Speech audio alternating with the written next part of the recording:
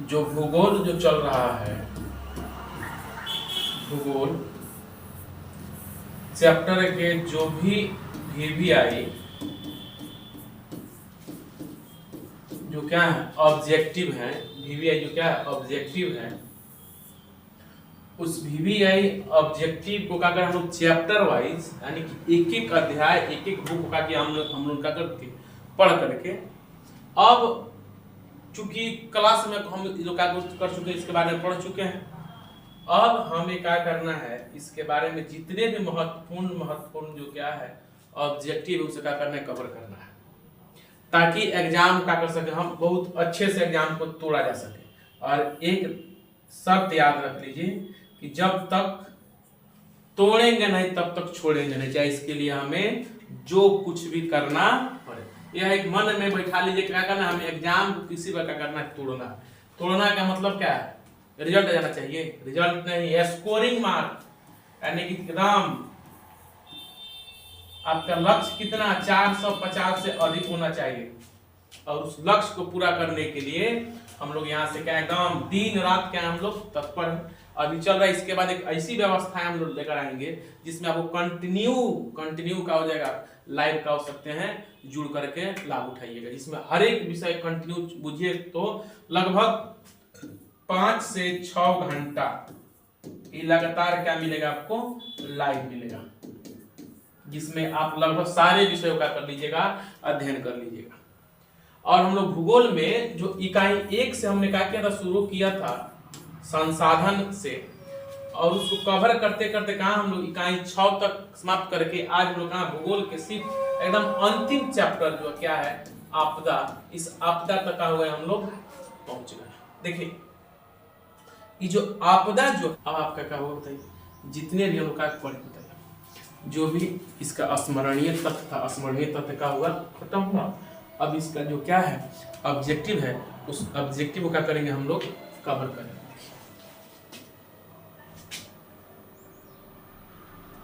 शुरू करते हैं। देखिए कहता है निम्नलिखित में कौन प्राकृतिक आपदा है, इनमें कौन है जो प्राकृतिक आपदा का, आग लगाना प्राकृतिक आपदा है, किसी घर में आग लगा दी प्राकृतिक आपदा है, मानव आपदा है, मानवीय आपदा है, बम विस्फोट भी क्या है मानवीय आपदा है, रासायनिक दुर्घटना भी क्या है मानवीय आपदा है, तो कौन, तो भूकंप जो है भूकंप यही क्या है प्राकृतिक आपदा है, कौन भूकंप। यानी कि देखिए अब भूकंप के बारे में आपको विशेष नहीं बताएंगे, क्योंकि भूकंप के बारे में एक एक क्वेश्चन आपको मिलेगा, भूकंप से एको क्वेश्चन क्या करेंगे हम छूटने नहीं देंगे, बस आपका होइए पढ़ते रहिए। इनमें कौन प्राकृतिक आपदा है, फिर आए इनमें कौन प्राकृतिक आपदा है, यह प्रश्न जो देखिए 2015 में पूछा हुआ है, 11 में पूछा हुआ है और 2021 में भी का पूछा हुआ है। इनमें कौन से प्राकृतिक आपदा है का आतंकवाद है, सॉरी मानवीय आपदा है, रेलवे भी मानवीय आपदा है, सुनामी ये क्या है आपका प्राकृतिक आपदा है, क्या है आपका प्राकृतिक आपदा है। तो 2 का आंसर क्या हो जाएगा, ऐसी सांप्रदायिक दंगा ये क्या है मानवीय आपदा है। ठीक है चलिए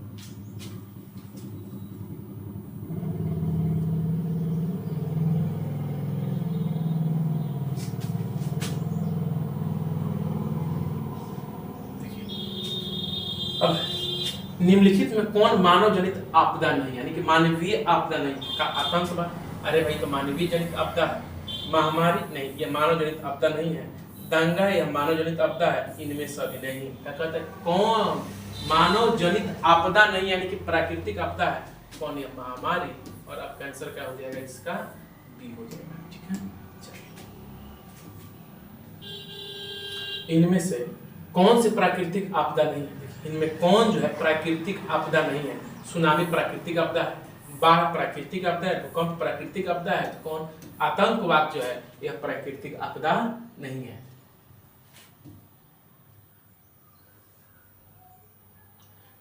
देखिए निम्नलिखित में से कौन प्राकृतिक आपदा नहीं, देखिए कितना आ रहा है, निम्नलिखित में प्राकृतिक आपदा है नहीं है, प्राकृतिक आपदा नहीं है यानी कि मानवीय आपदा है, बाढ़ तो प्राकृतिक आपदा है, सुनामी प्राकृतिक आपदा है, सुखाड़ प्राकृतिक आपदा है, भूकंप भी प्राकृतिक आपदा है, और कौन रेल दुर्घटना क्या है प्राकृतिक आपदा नहीं है, कौन रेल दुर्घटना जो क्या है प्राकृतिक आपदा नहीं है। कुछ ऑप्शन इधर उधर हुआ है, इनमें कौन प्राकृतिक आपदा नहीं है? देखिए ऑप्शन खाली लिखिए, सवाल मत देखिए, सवाल के साथ साथ इसका ऑप्शन भी देखिए ताकि कहीं मिले तो आप हम बना सके। बाढ़ तो प्राकृतिक आपदा है, चक्रवात प्राकृतिक आपदा है, सूखा प्राकृतिक आपदा है, गरीबी जो है यह प्राकृतिक आपदा नहीं है, यह जो गरीबी जो है यह मानवीय आपदा है। निम्न में से कौन मानव जनित आपदा नहीं है? इनमें से कौन है जो मानव जनित आपदा नहीं है? सांप्रदायिक सबसे बड़ा मानव जनित आपदा यही है, आतंकवादियों मानव जनित आपदा है, रेल दुर्घटना भी क्या है मानव जनित आपदा है। इनमें से कोई ऐसी घटना नहीं है जिसे कहा जा सके स्वरूप प्राकृतिक है। इसमें सब का सब क्या है? मानव जनित ही आपदा है।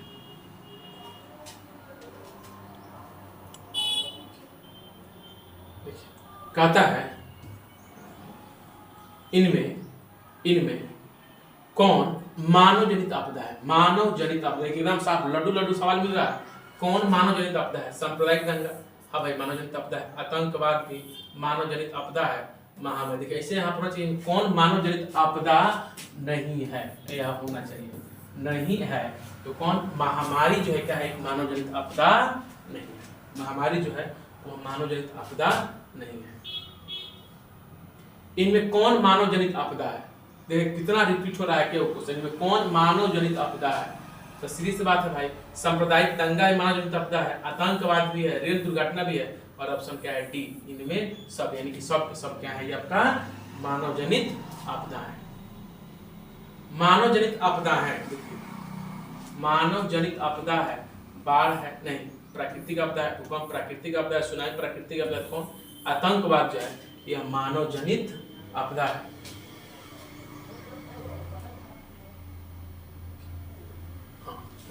भोपाल गैस त्रासदी, जो भोपाल गैस त्रासदी हुआ था वह किस प्रकार की आपदा था? भोपाल में जो गैस रिसाव होता है, आइसोसाइनाइड का जो रिसाव हुआ था वह किस प्रकार का था? क्या वह मानव जनित आपदा था? क्या वह प्राकृतिक आपदा था? क्या वायुमंडलीय आपदा था? कि इनमें से कोई नहीं? तो याद है वो क्या था? एक मानव जनित आपदा था। वो क्या था? वह एक मानव जनित आपदा था। कितने प्रतिशत कम वर्षा वाले, कितने प्रतिशत कम वर्षा होने पर किसी क्षेत्र को सूखा घोषित कर दिया जाता है? कितने प्रतिशत से कम बारिश होने पर किसी क्षेत्र को क्या दिया जाता है? बताइए, सूखा घोषित कर दिया जाता है। देखिए हम बताए थे 50 में कितना परसेंट? 75% से क्या होगा? कम बारिश होगा तो इलाका क्या हो जाएगा? सूखा घोषित, और वो वाला इलाका सुखाड़ में हो जाएगा। बिहार को किस नदी, बिहार के किस नदी को बिहार का शोक कहा जाता है? बताइए। तो 2016 में पूछा हुआ है। गंगा को, गंडक को, कोसी को, पुनपुन को? यही में कोसी है भाई, जिसको क्या कहते हैं? बिहार का शोक कहते हैं। बिहार का शोक इसी कोसी को कहा जाता है। 1999 का भयंकर चक्रवात, जो 1999 का जो क्या चक्रवात आया था, यह किस राज्य में आया था? का पश्चिम बंगाल में आया था? का उड़ीसा में आया था? कि आंध्र प्रदेश में था? केरल में आया था? कौन? 1999 का चक्रवात कौन से क्षेत्र में क्या हुआ था? आया था? कौन से राज्य में क्या हुआ था? आया हुआ था? तो पश्चिम बंगाल में था? नहीं, कहाँ था? उड़ीसा में था? आंध्र प्रदेश के केरल में? तो वो कहाँ आया था? उड़ीसा में। कहाँ आया था? उड़ीसा में। और 14 का आंसर क्या हो जाएगा आपका? ए। यानी कि 1999 में जो भयंकर चक्रवात जो आया था वो कहाँ आया था? उड़ीसा में। और इसी उड़ीसा का प्राचीन नाम बताइए, उस उड़ीसा का प्राचीन नाम क्या था?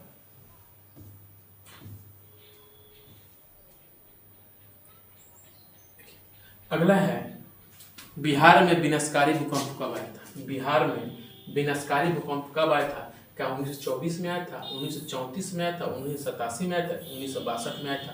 तो याद रखिएगा, बिहार में जो सबसे विनाशकारी भूकंप आया था वो 1934 में आया था। वो कब आया था? 1934 में आया था।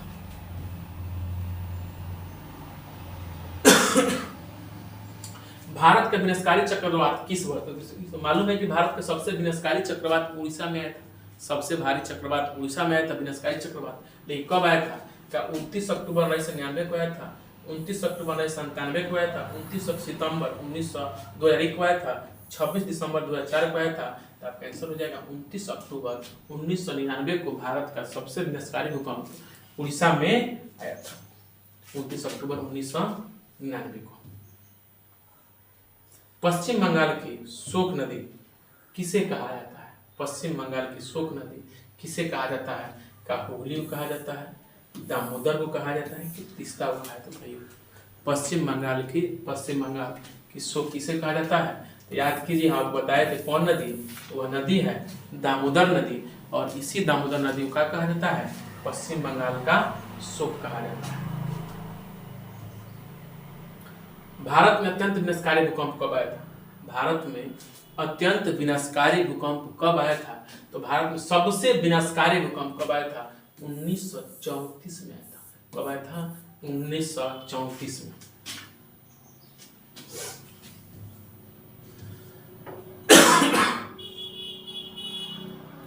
इनमें सर्वाधिक आपदाग्रस्त राज्य कौन है? इनमें सबसे अधिक आपदा कहाँ आता है? ये देख करके बता दीजिए भाई, इनमें सबसे आपदा कहाँ आता है? तो भाई बिहार में तो सबसे अधिक आपदा आता है, बिहार में तो सबसे अधिक आपदा आता है, इसलिए आंसर क्या हो जाएगा? बिहार। देखिए आज छठ है, आप लोग छठ मना रहे हैं, ठीक है मनाइए, लेकिन कोशिश करना है कि हमारा परीक्षा न छूटे, परीक्षा में अच्छा करना। देखिए यह छठ पूजा फिर आपको अगले साल मिल जाएगा, अगले खूब धूमधाम से बना लीजिएगा, कूद के मनाइएगा, लेकिन इस साल क्या कीजिए, आप खूब मन लगा करके, या जो दो तीन दिन का छुट्टी है, इस छुट्टी का करना है, बहुत ही क्या करना है, खुशी में नहीं बिताना है। जितना चीज आपको क्या करना है, हम कवर कराए हैं, इस ऑब्जेक्टिव में ही कराए, सब्जेक्टिव में कराए, उन सारे चीजों को रिकॉल कर लेना है, ताकि जब फिर क्लास जब का रीओपन हो तो किसी प्रकार के आपको कठिनाई न हो। ना तो इतना घूम लीजिए कि पहले वाला सारा क्या हो जाए, नष्ट हो जाए। वैसा नहीं करना, फिर आगे भी समझ मिलेगा बाबूनामा, अभी नहीं। बाढ़ क्या है बताइए? बाढ़ क्या है? क्या मानवीय आपदा है? क्या सामान्य आपदा है? इनमें से कोई नहीं, कि प्राकृतिक आपदा है। तो बताए थे कि भारत के सबसे प्रमुख आपदाओं में बाढ़, भूकंप और सुनामी है। उसमें क्या है आपका? बाढ़ है। तो बाढ़ क्या होता है? एक प्रकार की प्राकृतिक आपदा है। नदियों में बाढ़ आने का प्रमुख कारण क्या है? नदियों में जो क्या आता है, बाढ़ आता है, नदियों में बाढ़ आने की प्रमुख कारण क्या है? देखिए आ गया ना, जल की अधिकता, नदी के तले में अवसाद का जमाव, वर्षा की अधिकता को उपयुक्त सब। देखिए यहाँ पे ऑप्शन दिया है, जल अधिक होगा, ये भी उपयुक्त है, नदी के तले में अवसाद का जमाव, ये भी उपयुक्त है, वर्षा की अधिकता, ये भी उपयुक्त है, और इसमें ऑप्शन डी दिया हुआ उपयुक्त सभी। इसमें क्या है? सभी के सभी उपयुक्त है। अगर ई नहीं रहता, उपयुक्त सभी नहीं रहता, तो इस तीनों में सबसे महत्वपूर्ण आपका क्या रहता है? आपका नदी के तली में अवसाद का जमाव।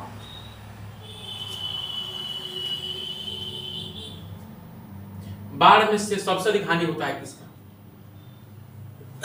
बाढ़ सबसे अधिक हानि किसका होता है? जो 17 में पूछा है, 2021 में पूछा है। फसलों की हानि, फसलों की भी हानि होता है, पशुओं की भी हानि होता है, भवनों की हानि, और किसका?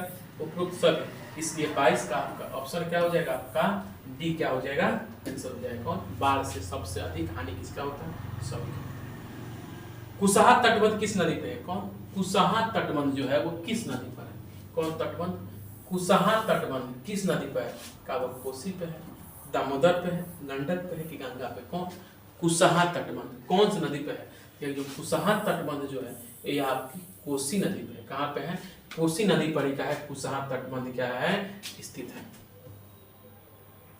किस देश को बाढ़ का देश कहा जाता है? बताएं, किस देश को बाढ़ का देश कहा जाता है? क्या भारत को कहा जाता है? क्या बताए? क्या म्यांमार को कहा जाता है? क्या बांग्लादेश को कहा जाता है कि नेपाल को कहा जाता है? इसका बाढ़ों का देश यानी बाढ़ का देश। तो याद रहे, बांग्लादेश को क्या कहते हैं हम लोग? बाढ़ का देश कहते हैं। किसे कहते हैं? तो बांग्लादेश को बाढ़ का देश। निम्नलिखित प्रबंधन हेतु निर्माण कार्य में से कौन बाढ़ नियंत्रण में सहायक हो सकता है? देखिए बाढ़ के करने के नियंत्रण के लिए इसमें कौन कार्य सबसे सहायक है? का कुआं, बांध, कुंड की नहर। इनमें कौन है जो बाढ़ का करेगा? सबसे बड़े से क्या कर सकता है? नियंत्रित कर सकता है? नहर है। क्या है? नहर है। नहर अधिक से अधिक क्या किया जाए? नहर का जाल बिछ जाएगा, तब मुझे हम लोग बाढ़ को नियंत्रित कर लेंगे। भारत का लगभग कितना प्रतिशत भाग बाढ़ या सुखाड़ से ग्रसित रहता है? भारत का कितना प्रतिशत भाग बाढ़ या सुखाड़ से क्या होता है? ग्रसित रहता है? तो 85% की, 65% की, 70-75% की, 50%। याद रहे कितना? 85% भाग जो होता है क्या होता है? या क्या होता है?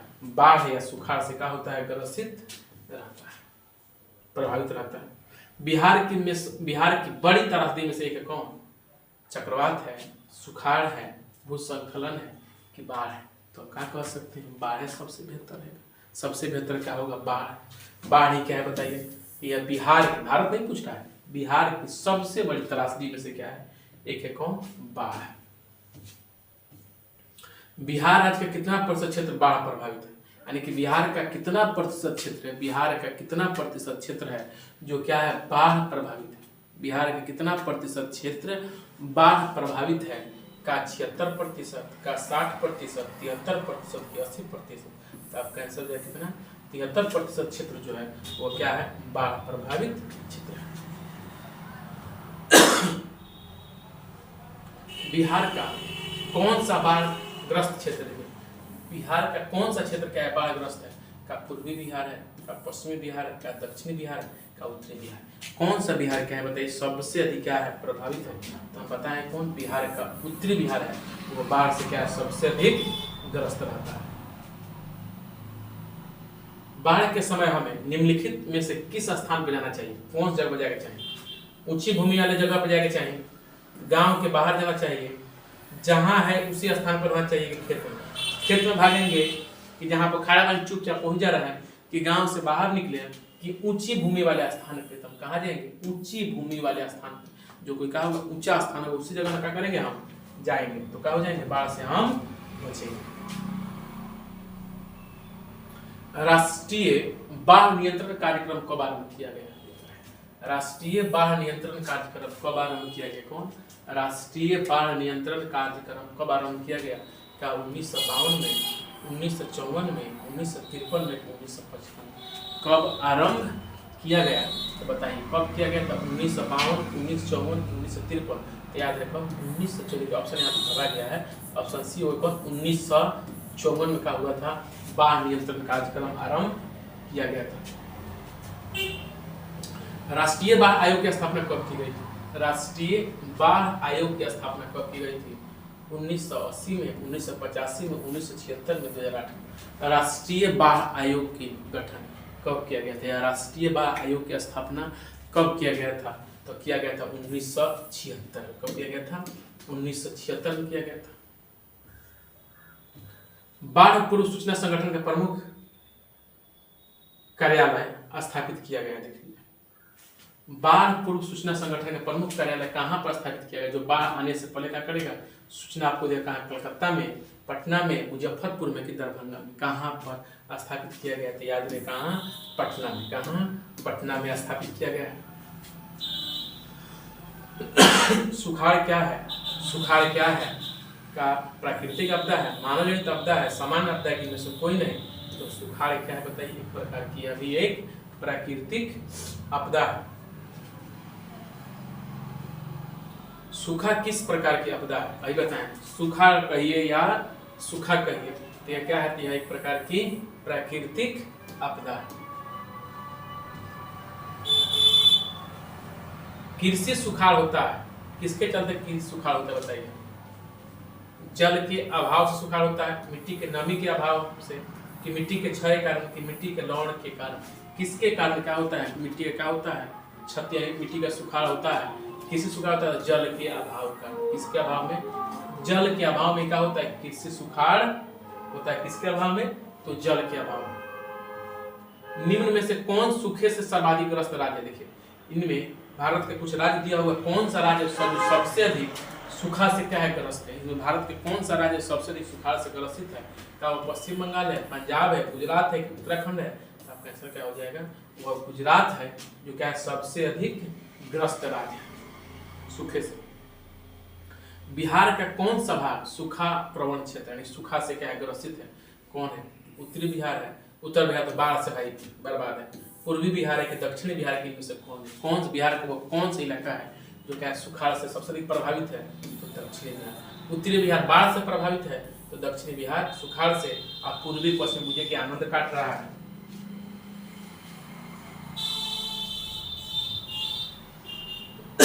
सूखे की स्थिति किस प्रकार आती है? अचानक आती है। यानी कह रहा है सूखे की स्थिति किस प्रकार आती है? अचानक आती है, धीरे धीरे। की पूर्व सूचना कौन सा है? कि कोई नहीं। सुखाड़ तो अचानक आएगा नहीं कि आज क्या कि धान का रोपने के तो लगे सूख गया ना, ये सुखाड़ जो होता है तो वह धीरे धीरे आता है। कैसे आता है सुखाड़? ये सुखाड़ आता है धीरे धीरे। सूखे के लिए जिम्मेवार कारक क्या है? इनमें कौन है जो सुखाड़ के लिए क्या है जिम्मेवार कारक है? वर्षा की कमी सबसे महत्वपूर्ण है। कौन? वर्षा की कमी क्या है सुखाड़ के लिए सबसे प्रमुख कारक है। सूखे के बचाव का सबसे प्रमुख तरीका, हम कौन सा तरीका अपना करके सुखाड़ को बचा सकते हैं, सुखाड़ से बच सकते हैं? नदियों को आपस में जोड़ देने से। नदी को आपस में जोड़ देने से सुखाड़ बचेगा। कि सुखाड़ के स्थिति का करेंगे सुखाड़ का, सुखाड़ के बचाव, वर्षा जल के संग्रहण करना, बाढ़ की स्थिति उत्पन्न करना, इनमें से कोई नहीं। देखिए सबसे बढ़िया क्या करना होगा आपको, वर्षा जल का करना होगा संचयन करना होगा। क्या करना होगा? वर्षा जल के संचयन करना होगा। और इससे भी उपयुक्त क्या होगा आपका, नदियों को आपस में क्या कर दीजिए, जोड़ दीजिए। यह भी क्या हो जाएगा आपका सुखाड़ से क्या हो सकता है बचाव हो जाएगा।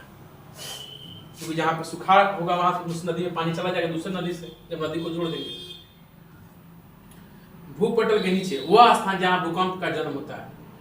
भूपटल के नीचे वह स्थान जहाँ भूकंप का क्या होता है जन्म होता है, वह क्या है भूकंप केंद्र है, अधिक केंद्र है, अनुप केंद्र है कि इनमें से कोई नहीं। कहाँ पे इनमें क्या होता है भूकंप जन्म लेता है? तो बताइए कहाँ? तो वह भूकंप केंद्र। भूकंप जहाँ तरंग होता है अधिक केंद्र, तो क्या करता है भूकंप का जन्म होता है। तो कहाँ? भूकंप केंद्र से होगा। यानी कि ऑप्शन क्या हो जाएगा? 42 का ऑप्शन हो जाएगा आपका ये हो जाएगा। पृथ्वी की सतह पर, पृथ्वी के सतह पर के, पृथ्वी की सतह पर भूकंप केंद्र के ऊर्ध्वाधर केंद्र का क्या नाम है? पृथ्वी के सतह पर, यानी पृथ्वी की सतह पर भूकंप केंद्र के ऊर्ध्वाधर केंद्र क्या नाम है? अनु केंद्र नाम है, बाह्य केंद्र नाम है, और भी होगा अनु केंद्र, बाह्य केंद्र नहीं है, अनु केंद्र बाह्य केंद्र इसका इस ऑप्शन नहीं। क्वेश्चन में हमको लग रहा है क्या है गलत है। क्वेश्चन है क्या है गलत है। क्वेश्चन है क्या है आधा अधूरा है, इसको रहने दीजिए। चौथा, भूकंप का तापन किसके द्वारा किया जाता है? यानी कि भूकंप का मापन हम किसके द्वारा करते हैं? फोकस के द्वारा, बायो रडार के द्वारा, रिएक्टर स्केल की सिस्मोग्राफ। तो क्या होगा आपका सिस्मोग्राफ हो जाएगा यंत्र जिसके द्वारा क्या करते हैं हम भूकंप का मापन करते हैं। भूकंप का मापन किसमें होता है? तो रिएक्टर स्केल में होता है। मापन होता है रिएक्टर स्केल में, किससे मापते हैं? तो सिस्मोग्राफ से। तो आपका आंसर क्या हो जाएगा? 44 का आंसर हो जाएगा आपका डी हो जाएगा। 44 का आंसर क्या हो जाएगा? डी हो जाएगा। बिहार राज्य भूकंप, बिहार राज्य भूकंप किसके द्वारा होता है? यानी कि बिहार राज्य में भूकंप किसके द्वारा होता है? यानी कि बिहार में भूकंप किसके द्वारा होता है? तो ये भी अधूरा ही है। यो सवाल क्या है? अधूरा है। 46 देखिए, निम्न में कौन भूकंप का सर्वाधिक संवेदनशील नगर है? यानी कि भूकंप के लिए कौन सा इसमें संवेदनशील क्या है नगर है? सबसे संवेदनशील नगर है क्या हुआ? देहरादून है, क्या हुआ? रांची है, हैदराबाद है, चेन्नई है। तो क्या होगा आपका? वह देहरादून। क्या होगा? देहरादून क्या है भूकंप के लिए सबसे अधिक क्या है? सर्वाधिक संवेदनशील है। किस भूकंप तरंग की गहनता सबसे अधिक होता है? कौन से भूकंपीय तरंग की गहनता सबसे अधिक होता है? का पी तरंग, एस तरंग, एल तरंग, टी तरंग। कौन तरंग, कौन से तरंग की तीव्रता सबसे अधिक होता है? तो क्या होगा आपका? पी तरंग, जो प्राइमरी वेव जो होता है इसकी क्या होता है बताइए? गहनता सबसे अधिक होता है। इसलिए 47 का आंसर क्या हो जाएगा आपका? ये हो जाएगा। 47 का आंसर क्या हो जाएगा? ये हो जाएगा।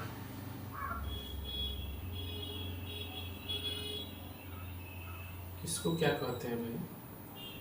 ये भी अधूरा ही है। भारत में कितने प्रतिशत भूमि भूकंप प्रभावित है? भारत की कितनी प्रतिशत भूमि जो है वो भूकंप से क्या है? प्रभावित है। भारत की कितनी प्रतिशत भूमि भूकंप से प्रभावित है? 16%, 60%, 56%, 65%। तो आपका आंसर क्या हो जाएगा? भारत की 56% भूमि जो है वो भूकंप से क्या है? प्रभावित है। महासागर की तली में होने वाले कंपन को किस नाम से जानते हैं? जो महासागर की तली में जो कंपन होता है, समुद्र के सतह में जो कंपन होता है, उसे किस नाम से? तो उसे हम सुनामी के नाम से क्या होते हैं? जानते हैं। किसे नाम जानते हैं? सुनामी के नाम से जानते हैं। सुनामी किस प्रकार की आपदा है? क्या वह वायुमंडलीय आपदा है, बरसाती आपदा है, मानवकृत आपदा है कि चक्रवाती आपदा है? कौन सी आपदा है? यह एक प्रकार की चक्रवाती आपदा है। कौन सी आपदा है? यह एक प्रकार की चक्रवाती आपदा है। कौन? सुनामी। सुनामी कहाँ आता है? स्थल पे, आसमान में, समुद्र में। तो सब कहते हैं सुनामी कहाँ आता है? सुनामी आता है समुद्र में आता है। सुनामी कहाँ आता है? समुद्र में आता है। सुनामी का संबंध कथी से है? स्थल से है का सुनामी का संबंध? इनमें से कोई नहीं है कि समुद्र से है कि आसमान से है। तो सुनामी का संबंध किससे है? तो सुनामी का संबंध है समुद्र से। सुनामी का संबंध किससे है? समुद्र से है। सुनामी का प्रमुख कारण क्या है? सुनामी का प्रमुख कारण क्या है? समुद्र में भूकंप आना, द्वीप पर भूकंप आना, समुद्र स्थलीय क्षेत्र भूकंप आता है। तो समुद्र में जब भूकंप आता है तब क्या होता है? सुनामी का सबसे प्रमुख कारण कौन? समुद्र में क्या आना? भूकंप आना। समुद्र में क्या आना? भूकंप आना। यही क्या होता है? सुनामी का सबसे प्रमुख कारण है। सुनामी का मुख्य कारण क्या है? स्थलीय। देखा कहता है सुनामी का मुख्य कारण क्या है? स्थलीय क्षेत्र में भूकंप, महाद्वीपीय में कहीं भूकंप, समुद्र के भीतर भूकंप। तो बताए कहा समुद्र के भीतर में क्या होता है? जब भूकंप होता है तब क्या होता है? सुनामी आता है। महासागर के तल में कंपन का परिणाम क्या है? जब महासागर के तल जब क्या होता है? कंपन होता है। महासागर किसके? जब महासागर के तल में जब क्या होता है? कंपन होता है तो क्या होता है? हिमस्खलन होता है ना। हिमस्खलन ऊंचे पर्वतों पे होता है। क्या होता है? सुनामी। क्या होता है आपका? सुनामी। और 56 का आंसर क्या हो जाएगा आपका? सी हो जाएगा। 56 का आंसर क्या हो जाएगा? सी। 26 दिसंबर 2004 को विश्व के किस हिस्से में भयंकर सुनामी आया था? कब? 26 दिसंबर 2004 को विश्व के कौन सी हिस्सा में सबसे भयंकर का हुआ सुनामी आया था? का पश्चिम एशिया में आया था, प्रशांत महासागर में आया था, अटलांटिक महासागर में, कि बंगाल की खाड़ी में? तो याद रखिए 26 दिसंबर 2004 को जो सबसे विश्व का जो सबसे भयंकर सुनामी आया था वो कहाँ आया था? तो बंगाल की खाड़ी में। और आपका आंसर क्या हो जाएगा? 57 क्या हो जाएगा? डी, बंगाल की खाड़ी। भूकंप के समय मलबे में दबे व्यक्ति का पता, यानी कि भूकंप जब आता है तो उसके जो मलबा जो होता है, पाक होता है, जो ढहा हुआ जो वस्तु होता है, घर ढह गया, गाछ ढह गया, सब मलबा बोलते हैं। मलबे के दबे व्यक्तियों का पता लगाने के लिए कौन सा अधिक सहायक होता है? का बायो रडार का सहायता लेते हैं हम, इंफ्रारेड कैमरा का, प्रशिक्षित कुत्ता की, इनमें सभी। तो देखिए इसमें सबसे पहले किसका लगाते हैं हम लोग? Infrared camera. इनका इंफ्रारेड कैमरा का होता है बताइए? क्या उससे क्या करते हैं बताइए? हम किसी मलबे में दबे व्यक्ति का पता लगा लेते हैं। बायो रडार से भी क्या होता है? पता चल जाता है। और प्रशिक्षित कुत्ता से मालूम चल जाता है। और आपका आंसर क्या है? आपका एक ऑप्शन दिया हो इनमें सभी, इसलिए आपका आंसर क्या हो जाएगा? 58 का आंसर क्या हो जाएगा? डी, इनमें सभी।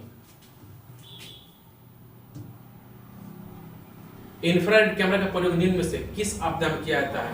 बाढ़ में किया जाता है, सुखाड़ में किया जाता है, भूकंप में किया जाता है, इनमें से कोई नहीं। इसका प्रयोग कहाँ किया जाता है? तो भूकंप में। कहाँ करते हैं हम लोग? कहाँ करते हैं बताइए? भूकंप के समय हम लोग इंफ्रारेड कैमरा का प्रयोग करते हैं, जो मलबे में दबे मनुष्य के बारे में क्या करता है? पता लगाता है। मलबे के नीचे दबे लोग का पता लगाने के लिए किस यंत्र की मदद ली जाती है? तो अभी बताएं कौन? Infrared camera. कौन? इंफ्रारेड कैमरा से क्या करते हैं हम लोग? मलबे के अंदर दबे व्यक्तियों के बारे में क्या करते हैं हम लोग? पता लगा लेते हैं इंफ्रारेड कैमरा के माध्यम से।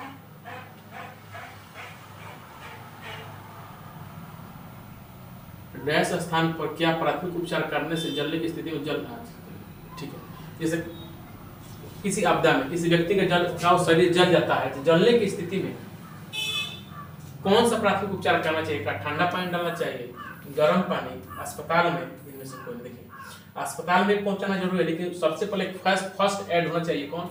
ठंडा पानी उसके ऊपर क्या कीजिए? डालिए, ताकि वो क्या हो जाएगा? ठंडा हो जाएगा। उसके बाद कहाँ लेके जाइए? हॉस्पिटल लेके जाइए।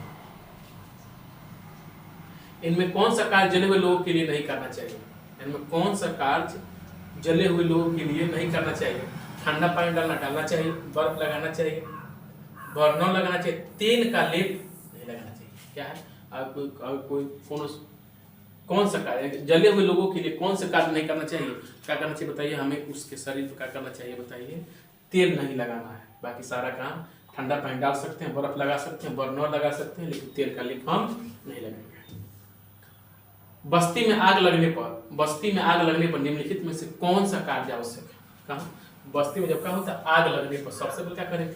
दरवाजे खिड़की को बंद कर देंगे, आग बुझने की प्रतीक्षा करना, अग्निशामन को बुलाना। देखिए सबसे पहले क्या करेंगे हम, अग्निशामन का करेंगे हम बुलाएंगे, आग बुझाने वाले गाड़ी को। आपदा प्रबंधन के प्रमुख घटक क्या है? आपदा प्रबंधन के प्रमुख घटक क्या है? देखिए स्थानीय प्रशासन भी आपदा प्रबंधन का घटक है, स्वयंसेवी संगठन भी है, ग्राम तथा मोहल्ले के लोग भी है, इसलिए आपका आंसर क्या हो जाएगा? डी। इनमें 64 क्या हो जाएगा? डी। आकस्मिक प्रबंधन के प्रमुख घटक इनमें से कौन है? कौन? आकस्मिक प्रबंधन के प्रमुख घटक इनमें से कौन है? स्थानीय प्रशासन है, स्वयंसेवी है, गांव अथवा मोहल्ले के लोग, इनमें सभी कौन? आकस्मिक प्रबंधन के प्रमुख घटक इनमें कौन है? तो इनमें सब कोई क्या है? आकस्मिक घटना क्या है? प्रमुख घटक। ऑप्शन क्या हो जाएगा आपका? डी हो जाएगा। इनमें से कौन से आकस्मिक प्रबंधन के घटक नहीं है?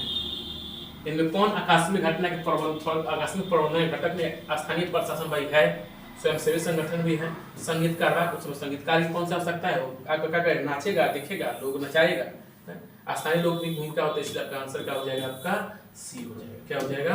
सी। 66 का आंसर क्या हो जाएगा? सी। सामान्य संचार व्यवस्था के बाधित होने का मुख्य कारण क्या है? संचार व्यवस्था के बाधित होने का सबसे मुख्य कारण क्या है? तो केबल टूट जाना, संचार टावर की दूरी, टावर की ऊंचाई में कमी, इनमें से कोई नहीं। याद रहे केबल का हो जाना, टूट जाना। और आप 67 का आंसर क्या हो जाएगा आपका? ये हो जाएगा। संचार का सबसे लोकप्रिय साधन इसमें कौन है? सबसे लोकप्रिय कौन है? तो सबको जानता है भाई, इसमें सबसे लोकप्रिय कौन है आपका? मोबाइल। अभी के दौर में संचार का सबसे लोकप्रिय साधन क्या है आपका? मोबाइल। सुदूर संवेदी उपग्रह यानी कि रिमोट सेंसिंग उपग्रह का प्रयोग किसके लिए किया जाता है? दूर संचार के लिए, मौसम विज्ञान के लिए, संसाधन की खोज के लिए, कि दूरदर्शन के लिए? बताइए क्या कहता है? सुदूर इलाके में सुदूर संवेदी उपग्रह का प्रयोग किसके लिए करते हैं? सुदूर संवेदी उपग्रह का प्रयोग किसके लिए किया जाता है? तो क्या दूर संचार के लिए, मौसम भी नहीं, उसके लिए संसाधन के खोज के लिए क्या करते हैं हम लोग? दूर संवेदी उपग्रह का प्रयोग करते हैं।